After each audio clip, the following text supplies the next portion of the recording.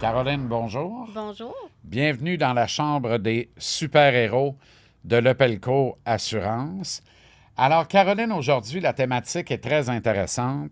Ça n'arrive qu'aux autres. Oui, C'est intéressant parce que on a tendance à penser, et tout le monde voit des malheurs autour de lui, là. Ça arrive à tout le monde, mais on a, c'est vrai, ce sentiment d'invincibilité-là.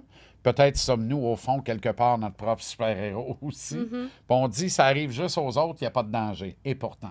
Pourtant, puis on se dit souvent ça quand ça va bien. C'est comme un mariage, hein? On faut négocier les papiers avant le divorce. Ah oui, hein?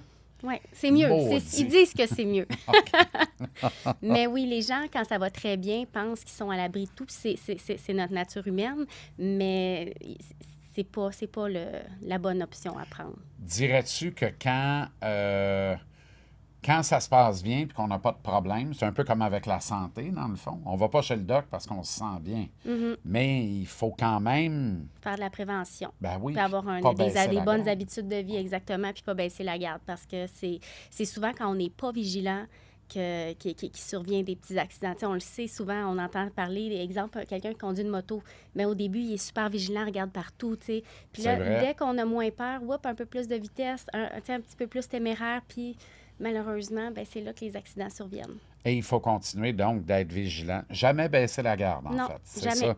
C'est ce qui est le plus Prendre le important à temps. retenir. Prendre le temps.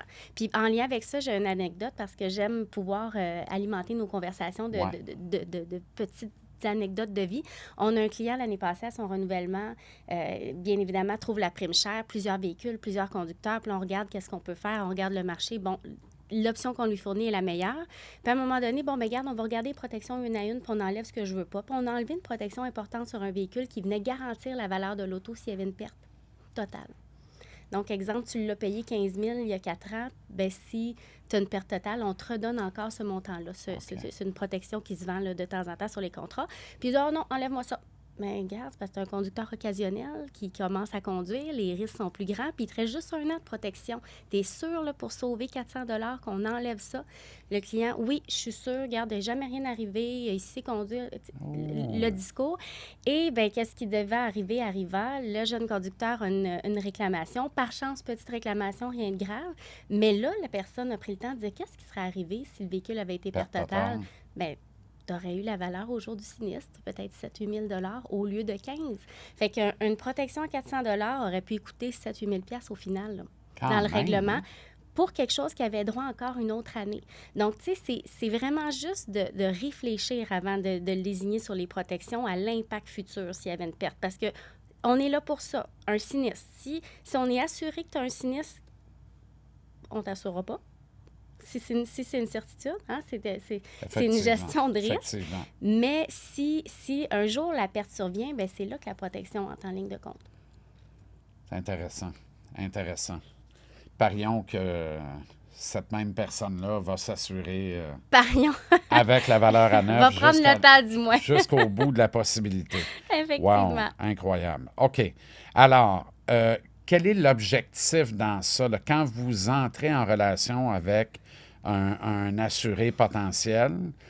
Comment vous arrivez à le, comment je dirais ça, à le coacher, dans le fond, si on Ben, paraphrase un peu le sport, là, à le coacher ou à le diriger, à bien l'encadrer? ben, c'est d'évaluer les risques potentiels. Fait que si ça arrive, qu'est-ce qu'on fait? Si ça arrive, tu sais, autant en entreprise qu'au niveau de l'assurance automobile et habitation. Fait que c'est vraiment de prendre le temps de voir quels sont les risques inhérents à ce que le client possède, qu'est-ce qui pourrait arriver, puis comment on veut le protéger. Puis il y a plusieurs façons de réduire la prime d'assurance. C'est pas juste de réduire les protections. On peut augmenter les franchises, on peut diminuer les montants parfois. Bien sûr, on peut pas faire ça tout le temps, mais il y a quand même des options qui s'offrent à nous avant de retirer des protections. Fait que ça, on fait beaucoup cette analyse-là avec les clients. Et comme courtier, là, quand vous défendez les intérêts d'un client, quel est votre rapport de force avec les assureurs pour être capable de dire, c'est-tu juste une question de volume ou c'est une question de vraiment débattre avec des arguments clés pour dire, non, mais là, regarde, on a ça, on a ça, on a ça. Dans le fond, il faut faire le pont pour avoir la meilleure protection possible pour l'assurer.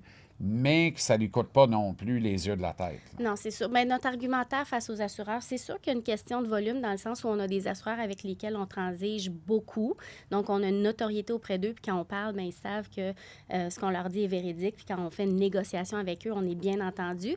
Mais on a aussi des assureurs spécialisés avec qui on a peu de volume. Puis c'est vraiment important de bien débattre son point. Pourquoi on fait cette négociation-là avec l'assureur, que ce soit pour garder une protection, parce que des fois, c'est pas les clients qui veulent enlever la protection, c'est l'assureur qui veut l'enlever parce qu'il juge que le risque est trop grand ou que le client est trop à risque. Puis, tu sais, ils sont un peu frileux, entre parenthèses. Mais c'est à nous, courtiers, de débattre ce dossier-là. Puis chez nous, la façon dont on coach nos courtiers, c'est, défends ce client-là comme si c'était ton père ou ta mère.